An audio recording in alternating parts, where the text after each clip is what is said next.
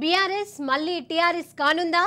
అవునని అంటున్నారు గులాబీ శ్రేణులు. ఈ విషయంపై పార్టీలో జోరుగా చర్చ జరుగుతుండటంతో కూడా ఇందుకు నిదర్శనం పార్టీ అధికారానికి దూరమైన వేళ బీఆర్ఎస్ బాసు చేసిన తప్పులు, తీసుకున్న నిర్ణయాలలోని లోపాల్ని కేసీఆర్ ఎదుట ప్రస్తావించే సాహసానికి తెరతీసినట్లుగా చెబుతున్నారు. తనకు మించిన మేధావి, వ్యూహకర్త మరొకరు ఉండరన్న బలమైన నమ్మకం గులాబీ బాస్లో ఎక్కువ అని చెబుతున్నారు. గెలుపు మీద ధీమా ఉన్న వేళ తాము చేస్తున్న తప్పుల్ని గుర్తించేందుకు దళపతి ఇష్టపడరంటూ పార్టీలో ప్రచారం. ఈ కారణంతోనే ఈ మధ్యన ముగిసిన ఎన్నికల్లో 90 సీట్లకు తగ్గవన్న అంచనాల్ని ఓపెన్గా చెప్పేయటమే కాదు, ఎవరైనా అది కష్టమన్న మాట చెబితే వారిని దూరం పెట్టిన పరిస్థితి కూడా పార్టీలో నెలకొంది. ఎన్నికల ఫలితాలు వెలువడటం, తాము చెప్పుకున్న 90 సీట్ల సంగతి తర్వాత కీలకమైన పోలింగ్ ముందు నాటికి 75కు కూడా తగ్గవన్న సీట్లు కూడా రాకుండా కేవలం 39 సీట్లకు పరిమితం కావటం తెలిసిందే. అంటే తాను అంచనా వేసుకున్న సీట్లలో సగం కంటే ఒక్క సీటు మాత్రమే అదనంగా వచ్చింది. ఈ ఫలితాల షాక్తో గులాబీ బాస్తో పాటు ఆయన పరివారానికి దిమ్మ తిరిగిపోయిన పరిస్థితి. బీఆర్ఎస్కు వచ్చిన 39 సీట్లలో దాదాపు 15 సీట్లు గ్రేటర్ పరిస్థితిలో రాకుంటే పరిస్థితి మరింత దారుణంగా ఉండేదన్నది తెలిసిందే. అయితే బీఆర్ఎస్ బాస్ చేసిన తప్పులు, తీసుకున్న నిర్ణయాలలోని లోపాల్ని కేసీఆర్ ఎదుట పార్టీలోని కొందరు సీనియర్లు ప్రస్తావిస్తున్నట్లు సమాచారం. దీనికి తోడు మీడియాలోనూ సోషల్ మీడియాలోనూ సాగుతున్న చర్చలో గులాబీ బాస్ మీద తీవ్ర ప్రభావాన్ని చూపుతున్నట్లుగా చెబుతున్నారు. విశ్వసనీయ సమాచారం మేరకు ఆ మధ్యన బీఆర్ఎస్గా మార్చిన పేరును మళ్ళీ పాత పేరుకు వెళ్లేందుకు ప్రయత్నాలు చేస్తున్నట్లుగా తెలుస్తోంది. తన పరిధి బలం ఉన్న తెలంగాణను దాటేసి దేశం మొత్తాన్ని విస్తరించాలన్న ఉద్దేశంతో టీఆర్ఎస్ పేరును బీఆర్ఎస్ పేరుగా మార్చేయటం పార్టీకి పెద్ద మైనస్గా మారిందన్న మాట పలువురి నోటా వినిపిస్తోంది. టీఆర్ఎస్ను బీఆర్ఎస్గా మార్చిన నాటి నుంచి పార్టీకి ఎదురు దెబ్బలు తగలటమే కాదు, పవర్ చేజ అన్న విషయాన్ని కేసీఆర్ సైతం గుర్తించినట్లుగా చెబుతున్నారు. విశ్వసనీయ వర్గాల సమాచారం ప్రకారం ఇప్పటికిప్పుడు కాకుండా రానున్న రోజుల్లో ఇప్పుడున్న బీఆర్ఎస్ స్థానాన్ని టీఆర్ఎస్గా మార్చడం ద్వారా పూర్వ వైభవం ఖాయమంటున్న వాదనకు సానుకూలంగా స్పందిస్తున్నట్లు చెబుతున్నారు. ఏమైనా త్వరలోనే బీఆర్ఎస్ కాస్త మరోసారి టీఆర్ఎస్గా మారటం ఖాయమంటున్నారు. మరేం జరుగుతుందో చూడాలి. బీఆర్ఎస్ మళ్ళీ టీఆర్ఎస్ కానుందా? అవునని అంటున్నారు గులాబీ శ్రేణులు. మరి ఇది నిజంగానే బీఆర్ఎస్ నుంచి టీఆర్ఎస్కి మారుతుందా లేదా?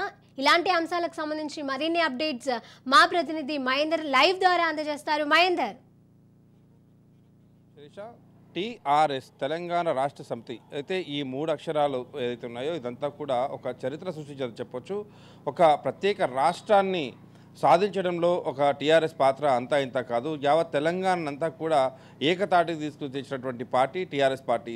ఆ పార్టీలో ఉన్నటువంటి తెలంగాణ రాష్ట్ర సమితి అన్నట్టుగా ఉన్నది. తెలంగాణ సాధించడంలో టీఆర్ఎస్ చేసిన కృషి అంతా ఇంత కాదు. అయితే ఇది కాస్త తెలంగాణ రాష్ట్ర సమితి కేసీఆర్కు 2 సార్లు అవకాశం కల్పించిన నేపథ్యంలో కేసీఆర్ ఏదైతే మరి టీఆర్ఎస్ నాకు ఇంత అవకాశం ఇస్తే బీఆర్ఎస్ పెడితే ఇక దేశవ్యాప్తంగా నేను చరిత్ర సృష్టించవచ్చు అనేటువంటి ఆలోచనకు వెళ్ళాడు. మరి ఆ రకంగా తాను అనుకున్న దానికి పూర్తిగా భిన్నమైన వాతావరణం అయితే కేసీఆర్కి ఎదురైందని చెప్పొచ్చు. టీఆర్ఎస్ ద్వారా 2 సార్లు తెలంగాణలో ముఖ్యమంత్రి పదవి అధిరోహించారు. మొత్తంగా కూడా 2 పర్యాయాలు ఆయన ఈ ప్రభుత్వాన్ని ఏర్పాటు చేసిన పరిస్థితి. ఇటు టీఆర్ఎస్ పార్టీ నుంచి దాదాపు తెలంగాణలో సెంటిమెంట్ అనేది టీఆర్ఎస్ పార్టీలో ఉన్నటువంటి మొదటి అక్షరం తెలంగాణ. మరి టీఆర్ఎస్ పార్టీలో టీ పోయి రాష్ట్ర సమితి బి వచ్చిన తర్వాత భారత రాష్ట్ర సమితి ఏర్పడిన తర్వాత పూర్తిగా టీఆర్ఎస్ పరిస్థితి అసలు బీఆర్ఎస్ మారిన తర్వాత పూర్తిగా ఆ పార్టీకి ఆ నేతలకు ఒక్కొక్కటిగా వ్యతిరేక పవనాలే వీస్తుండడం అనేది చాలా వరకు కూడా అందరూ గ్రహించారు. మరి వారు ఊహించింది ఒకటైతే జరిగింది ఇంకోలా ఉంది.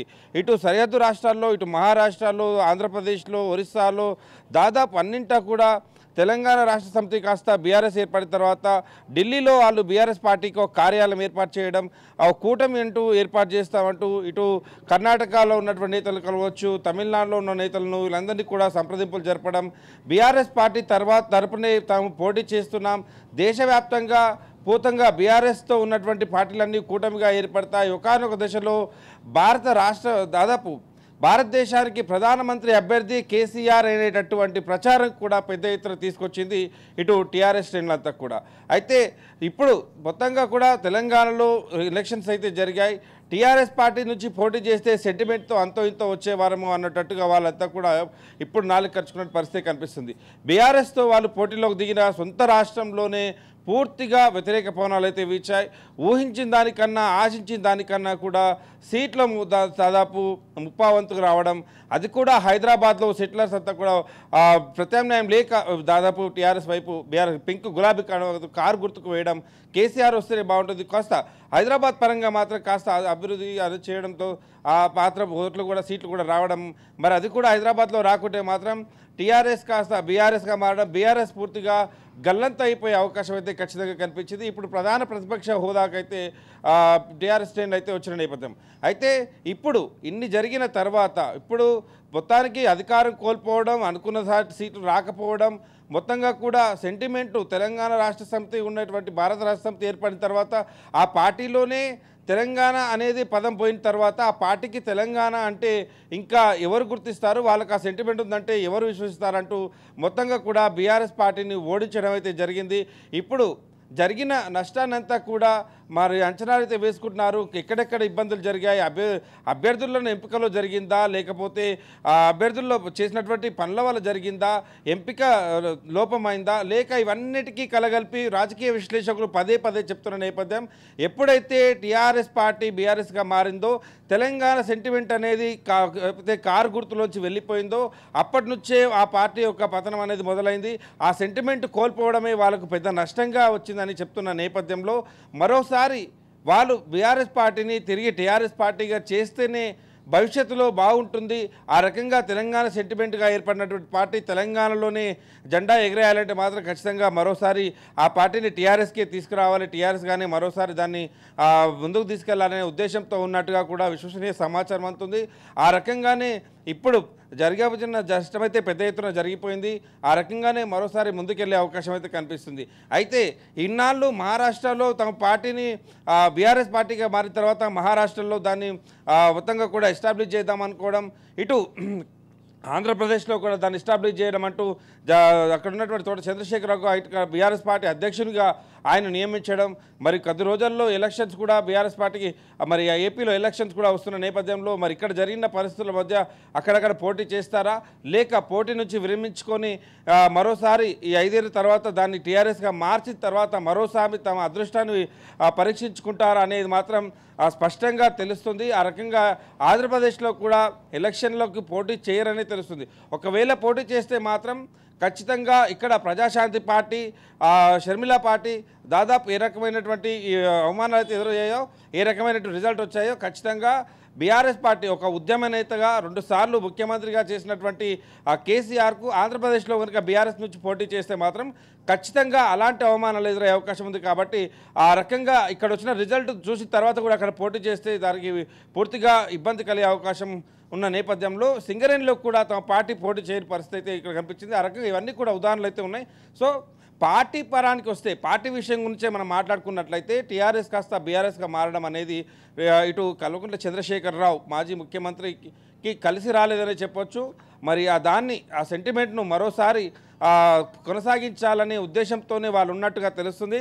త్వరలో రాబోయే ఎన్నికల్లో కాకపోయినా ఇంకో దఫా ఎన్నికల్లో మాత్రం ఖచ్చితంగా దాన్ని టీఆర్ఎస్గా మార్చి తర్వాతనే ఎన్నికలకు వెళ్ళే అవకాశంగా కూడా కనిపిస్తున్నట్టు దాదాపు ఆ రకమైన వాతావరణం అయితే ప్రస్తుతం కారు గుర్తులో ఉన్న పరిస్థితి కనిపిస్తుంది. శిరీష రైట్, అంటే ఇక పురి విప్పిన బీఆర్ఎస్ ఏకంగా తోక ముడిచి టీఆర్ఎస్గా మారనుందా అనే క్వశ్చన్ వేసేదానికన్నా ముందు ఇక్కడ తెలంగాణ సొంత గడ్డ మీద గెలవలేకపోయింది. వేరే చోట్ల గెలిస్తే అంటే ఒకవేళ పోటీకి వెళ్ళే ప్రయత్నంలో కూడా సొంత గడ్డ మీదనే తెలంగాణ గెలవలేకపోయింది.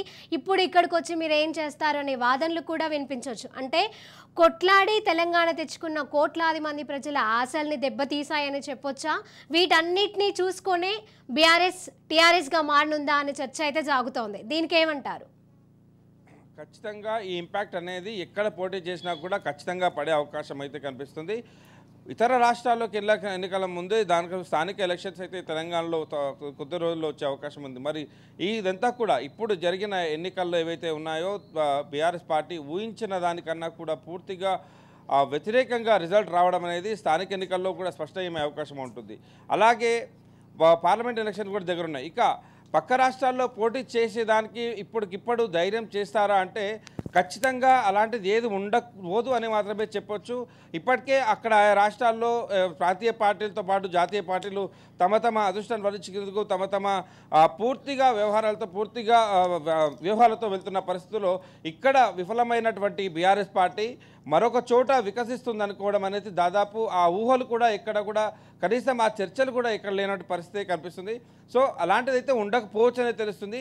ఏదేమైనా సొంత గడ్డపైన సొంత రాష్ట్రంలో ఓటమి పాలైన తర్వాత టీఆర్ఎస్ అనే సెంటిమెంట్ పార్టీలోంచి తొలగించిన తర్వాత చేసుకున్న ఈ తప్పిదానికి స్వయంకృప అపరాధానికి ఖచ్చితంగా దాని మరోసారి అలాంటి జరగకుండా ఉండేందుకు బీఆర్ఎస్ నుంచి భారత తీసేసి తెలంగాణను జోడించి ఖచ్చితంగా వచ్చే ఎన్నికల్లో అలాగే పార్టీ నిర్మాణంపైనే వారు దృష్టి పెట్టే అవకాశం అయితే కనిపిస్తుంది. ఇతర రాష్ట్రాల్లో పోటీ చేస్తారు అనేది మాత్రం దాదాపు ఉండకపోవచ్చని తెలుస్తుంది. ఎందుకంటే ఇక్కడ కేసీఆర్ రాజకీయాలు అనేవి తెలుసు, కేసీఆర్ వ్యూహాలు ఎలా ఉంటాయో తెలుసు, కేసీఆర్ ఆలోచన ఎలా ఉంటుందో తెలుసు. కాబట్టి ఇక్కడ జరిగిన నష్టాన్ని వారు స్వచ్ఛందంగా ఒప్పుకున్నారు, ఇక్కడ ఓటమిని ఒప్పుకున్నారు. ఆ రకంగా ఇప్పటికే ముఖ్యమంత్రిగా ప్రమాణ స్వీకారం చేసిన కాడ నుంచి శ్వేతపత్రం అంటూ ముఖ్యమంత్రి రేవంత్ రెడ్డి ఒకవైపు శ్వేతపత్రం విడుదల చేస్తుంటే తప్పిదాలు జరిగాయి, ఖచ్చితంగా ఓటమిని ఒప్పుకుంటున్నాం, ఇక్కడ పరిస్థితులు మేము డెవలప్ చేశాం, ఆ డెవలప్మెంట్ను కూడా కాకుండా డెవలప్ చేయలేదు అనేటువంటి మా పైన బట్టగాలు చేసే ప్రయత్నం చేస్తున్నారంటూ సొంత రాష్ట్రంలో వాళ్ళు చేసిన దాన్ని మాత్రమే వాళ్ళు రివ్యూల్ చేసుకుంటూ ఇక్కడ పార్టీకి నష్టం జరగలేదు, మేము కష్టపడ్డాం, తెలంగాణ కష్టపడ్డాం అంటూ మరోసారి ప్రత్యేక రాష్ట్రం ఏదైతే ఉమ్మడి రాష్ట్రం నుంచి విడిపోయేటప్పుడు ఎలాంటి ఇబ్బందులు జరిగాయో అంటూ మరోసారి తెలంగాణ సెంటిమెంట్ సైతం ఈ సందర్భంలో తీసుకొస్తున్నారు. అలాంటిది ఈ సందర్భంలో మరోసారి ఆంధ్రాకి వెళ్ళి కానీ ఆంధ్రప్రదేశ్లో కానీ ఇంకో రాష్ట్రంలో కానీ పోటీ చేస్తారనుకోవడం అనేది ఖచ్చితంగా ఉండకపోవచ్చు. ఇప్పటికే ఆంధ్రప్రదేశ్ నుండి విడిపోయినప్పుడు తెలంగాణకు ఆంధ్ర పాలకులు ఎంత ద్రోహం చేశారు ఖచ్చితంగా అటు ఈరోజు జరిగినటువంటి శ్వేతపత్రంలో కూడా ఆంధ్రప్రదేశ్లో ఉమ్మడి రాష్ట్రంలో ఉన్నప్పుడు ఆంధ్ర పాలకులు తెలంగాణను దోచుకున్నారు, ఇబ్బందులు పెట్టారంటూ ఆంధ్రప్రదేశ్ను ఇప్పుడు ప్రస్తుతం ఉన్న చంద్రబాబుని కావచ్చు, మాజీ దివంగత రాజశేఖర రెడ్డిని కావచ్చు, వీళ్ళందరినీ కూడా ఒక రకంగా విమర్శిస్తూనే ఉన్న నేపథ్యం. ఇప్పుడు ఈ సెంటిమెంటును ఇలా కొనసాగుతూనే ఉన్న నేపథ్యంలో ఆంధ్ర ప్రాంతంలో మరోసారి పోటీ చేస్తారు అనేది అక్కడ వారంతా కూడా ఇవన్నీ గ్రహిస్తూనే ఉన్నారు. సో ఇప్పుడు సెంటిమెంట్ అనేది ఒక్కొక్కటిగా మరోసారి తెలంగాణ ప్రజలకు దూరమైన నేపథ్యంలో ఆ సెంటిమెంట్ను మరోసారి ఆ ప్రాంతీయ భేదంతో పాటు ప్రాంతీయవాదంతో పాటు చేసిన అభివృద్ధితో పాటు ఇవన్నీ కూడా చెప్పుకొస్తున్న నేపథ్యంలో ఖచ్చితంగా ఇతర రాష్ట్రాల్లో మాత్రం ఇటు బీఆర్ఎస్ పార్టీ నుంచి పోటీ చేయరని తెలుస్తుంది. ఆ బీఆర్ఎస్ను కూడా క్లోజ్ చేసేసి టీఆర్ఎస్ కానీ కొనసాగేటట్టుగా ఆ చర్యలు కూడా తీసుకుంటున్నట్టు బీఆర్ఎస్ బాస్ కూడా ఆ రకంగా ఆలోచిస్తున్నట్టు కూడా తెలుస్తుంది. Right, thank you Mahender.